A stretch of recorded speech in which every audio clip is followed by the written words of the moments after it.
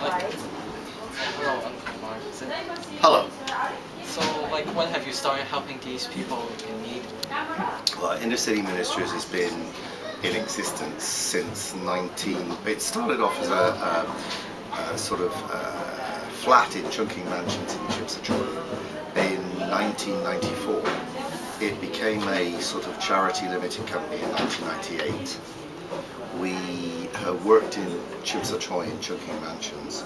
We had two places there, and then we started to move down to Yamate, partly because this is mostly where our South Asian community lives, and we wanted to live amongst them. So we've been doing this now, and we moved down here permanently in 2007. And so we've stayed, although we've been in 3 different places, we've stayed in this area. So yeah, 10 years? 10, 15 years at least. So what's your motivation for helping these? Essentially and centrally Christian. We are, Inner City Ministries is a mission. We believe in sharing the word of Jesus, sharing the life of salvation with people, because we believe that is what will enable them to change. We can't do a great deal about people's poverty in Hong Kong, but we can enable them to rise above it. We can enable them to get better attitudes, better life choices, and obviously just the salvation of the gospel makes a great difference. But we also care for people's needs. So if people need feeding, we feed them. If they need clothes, we clothe them. So we do the two. We give them the word of God. We also educate, or teach, or tutor, whatever. Okay? So how do you feel helping these people? Sometimes good, sometimes frustrated because it's very slow. The impact that you make in people's lives it takes a long time to see. So for instance, a bit like in education, the impact that you make in a young person may not be seen for some years. It's not just about results, it's about the impact that you make in somebody's life. And we only see people when they come in here. We don't see them all the time. So we try and make a difference when we see them, when they walk through the door. Okay? So what do you think is the best way to give these people a bright future? That's a very difficult question because it's a very complex problem. Urban poverty is not a simple issue of just lack of money. In Hong Kong, being poor is not just a lack of money. There's a whole series of things: culture, society, the way that people are prejudiced, discrimination. If you really are poor in Hong Kong, there's an awful lot set against you to stop you changing that.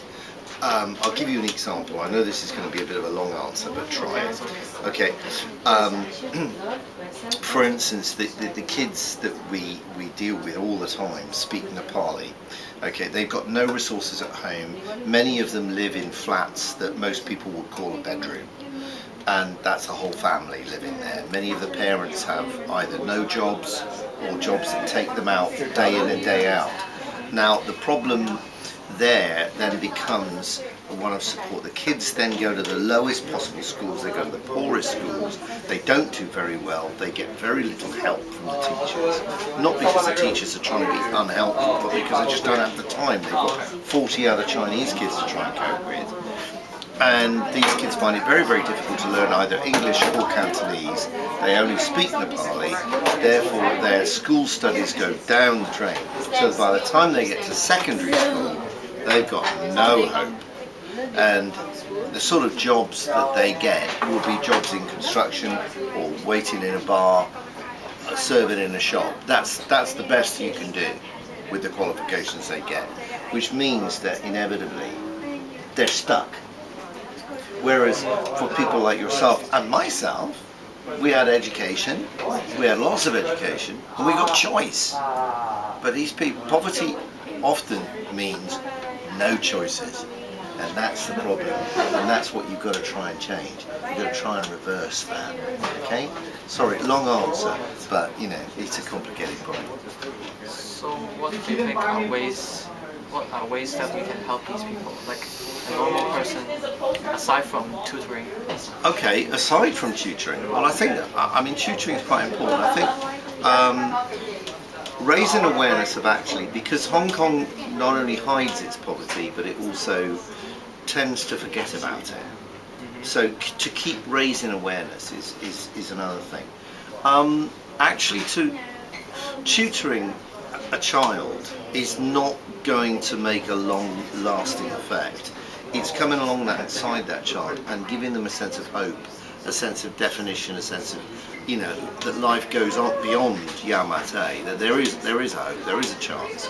You know, praying for kids, praying with kids, giving them a bigger view, that will make a bigger difference in their life.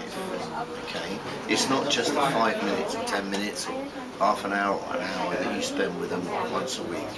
It's more than that. Okay.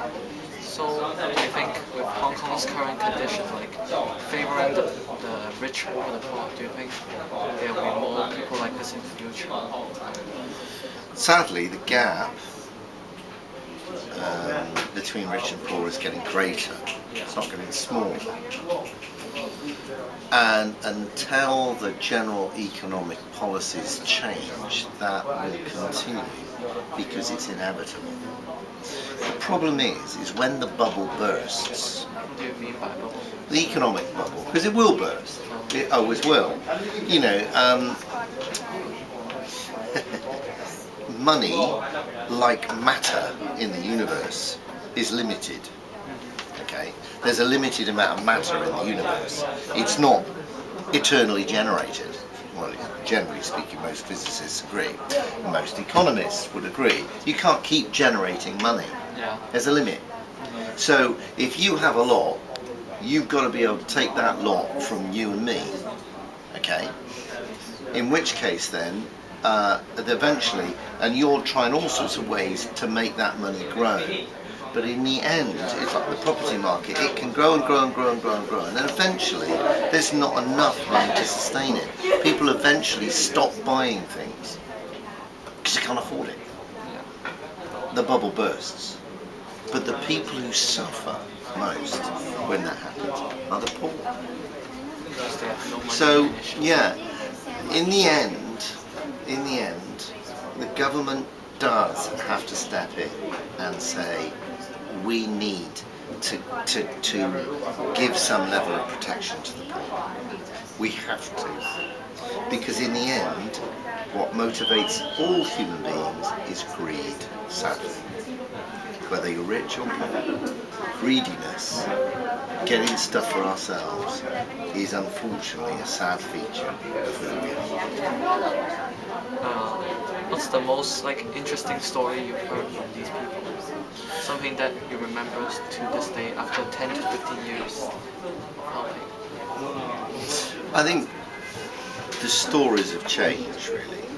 I think one of our own staff, her mother was very sick and her eyesight was failing. She was in the hospital, and because of Nepalese culture, she didn't want anybody to do anything, and wasn't wanting an operation, and was very, very fearful.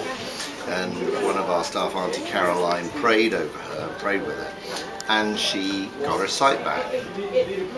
Her sight was restored, and this has had such a dramatic effect on the family that eventually the daughter, she came to know Jesus, and Dan is now working with us and leads up our Taste of Grace project. Husband, he became a Christian.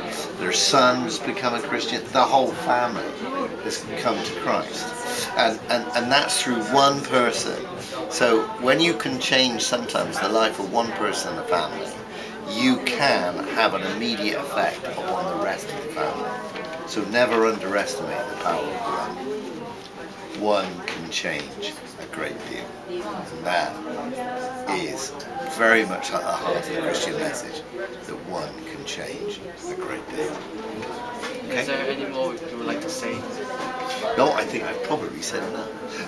Okay. But I think one of the things that I do have to say, and this is because you're listening, I think the very fact that you come in out of your school time, you know, there's a lot of young people who are not doing what you're doing.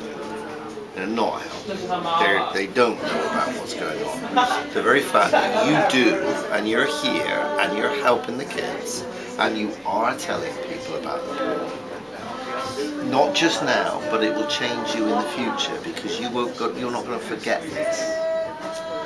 And although, you know, this is not a desperately uncomfortable situation, this place is quite comfortable, but the people that we serve live in real discomfort, really bad conditions, some of the poorest in Hong Kong. So we give them a nice place to come, and we want to give them games to play, television to watch, things that they don't have, as well as the gospel, which they don't have, and we can proclaim as well. So the very fact that you're here, the very fact that you're doing this stuff in this place, makes a huge difference. Okay? I'd like to thank you for your time. No problem. Thanks a lot. No problem. Please help. Thank you guys. Thanks. All right.